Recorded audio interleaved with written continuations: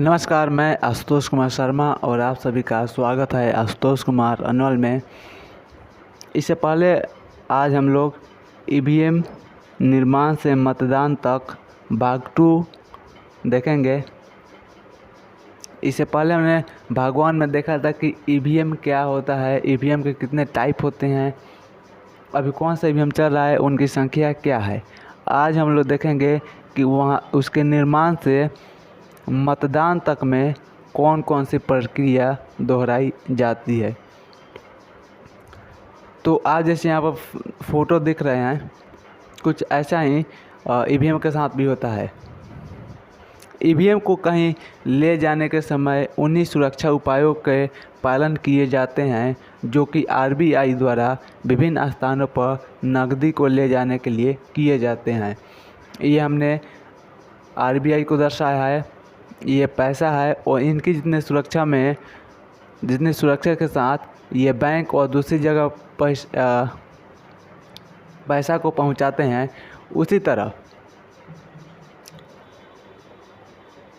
जो ईवीएम है उनको भी इन्हीं सुरक्षा के साथ पहुंचाया जाता है। जितने सिक्योरिटी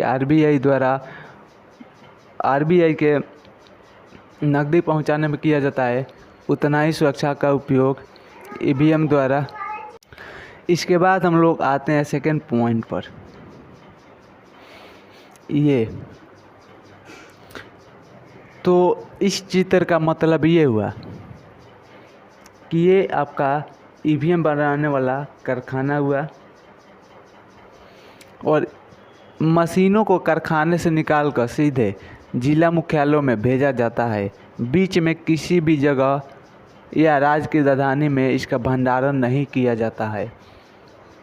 यानी कि आप समझ चुके हैं कि ईवीएम को कितने सुरक्षा के साथ और कितने इंतजामों के साथ भेजा जाता है कि वह देश की राजधानी हो, राज्य की राजधानी हो, वह कहीं भी नहीं रुकती है। वह कारखाना से निकलकर सीधे जिला मुख्यालय में पहुंचती है और जिला मुख्यालय में पहुंचने के बाद ये आपका जिला मुख्यालय हो गया। ईवीएम को जिला निर्वाचन अधिकारी के कार्यालय स्थित स्ट्रांग रूम में रखा जाता है। स्ट्रांग रूम में 2 ताले लगाए जाते हैं और जिसमें एक ताले की चाबी जिला निर्वाचन अधिकारी यानी डीएम के पास होता है, तो दूसरे ताले की चाबी अतिरिक्त जिला निर्वाचन अधिकारी के पास होती है और इस ताले को खोलने के लिए दोनों चाबियों की आवश्यकता होती है।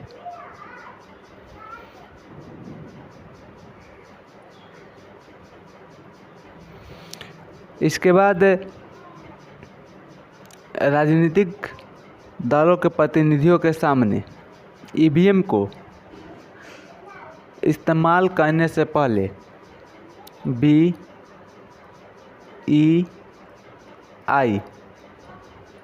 इसका फुल फॉर्म हमने बताया था, भारत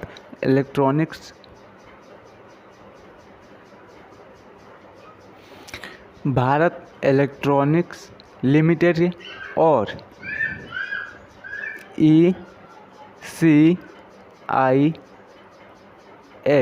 यानी electronics corporation of India limited के इंजीनियरों द्वारा तकनीकी और भौतिक परीक्षण किया जाता है। इसके हॉल में प्रवेश पर पाबंदी लगा दी जाती है और वहाँ कैमरा या मोबाइल फ़ोन ले जाने की इजाज़त नहीं होती है। ख़राब ईवीएम को वापस कारखाना भेज दिया जाता है। इसके बाद प्रथम स्तर की जांच के दौरान राजनीतिक दलों के प्रतिनिधियों द्वारा 5% इस ईवीएम पर बेतरतीब तरीके से मतदान किया जाता है। यानी कहीं भी कोई भी वोट गिरा देता है, यह देखने के लिए कि ईवीएम ठीक से चल रहा है या नहीं। यह 5% वोटिंग होती है। इसके बाद राजनीतिक दलों के प्रतिनिधियों के सामने 2 बार बेतरतीब ढंग से ईवीएम की कंप्यूटरीकृत जांच पड़ताल की जाती है। फिर उस वोट डाले गए उन्हीं लोग के सामने उस वोट को गिना जाता है और देखा जाता है कि कितना किस प्रत्याशी को पड़ा है। और जब सभी कोई संतुष्ट हो जाता है, उसके बाद जब नामांकन हो जाता है और प्रत्याशियों के नाम तय हो जाते हैं, तो एक बार फिर से 5% की खराब वोटिंग होती है,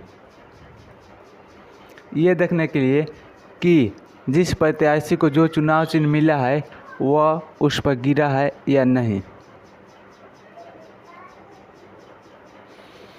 इसके बाद एक बार और नकली मतदान किया जाता है। जब वास्तविक मतदान शुरू होता है उसके कुछ समय पहले एक बार फिर 5% नकली वोटिंग किया जाता है।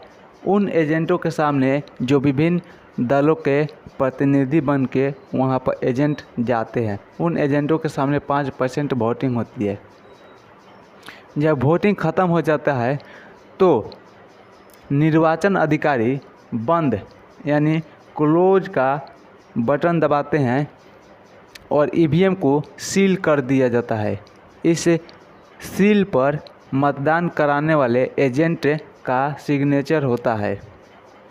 फिर इस ईवीएम को स्ट्रॉन्ग रूम में रख दिया जाता है।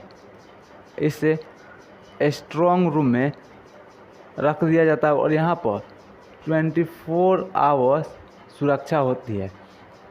इसके अलावा राजनीतिक दलों को यह भी इजाज़त होती है कि वह वहाँ पर सीसीटीवी कैमरा द्वारा नज़र रख सकते हैं 24 घंटा, या स्ट्रॉन्ग रूम के पास अपने प्रतिनिधि को 24 घंटा बैठा सकते हैं। ये राजनीतिक दलों के लिए छूट होती है। इसके बाद ईवीएम जो होता है, ईवीएम का इस्तेमाल, ईवीएम की पूर्ण अवधि सिर्फ 15 साल की होती है, मात्र 15 वर्ष की। और 2001 तक जितनी भी ईवीएम बनी थी उन सब का उपयोग बंद कर दिया गया है। ईवीएम में एक चिप होता है जिसमें कोड होता है और जिसके ज़रिए मतदान होता है। उसको भारतीय निर्वाचन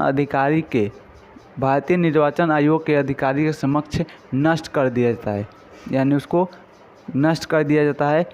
और इसके CU यानी कंट्रोल यूनिट और BU यानी बैलेट यूनिट,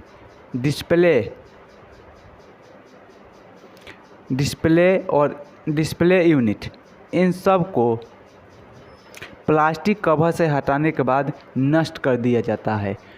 तो ये हमारा पूरा ईवीएम का 2 भाग में हमने पूरे ईवीएम को जाना कि ईवीएम कैसे बनता है, ईवीएम के कितने प्रकार होते हैं, ईवीएम को कैसे मतदान किया जाता है, कैसे ले जाया जाता है, किन सुरक्षा उपायों के साथ।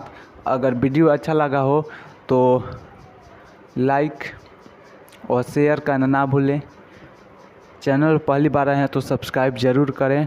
और ईवीएम के बारे में और कुछ जानना चाहते हैं, कहना चाहते हैं तो हमें कमेंट बॉक्स में ज़रूर लिखें।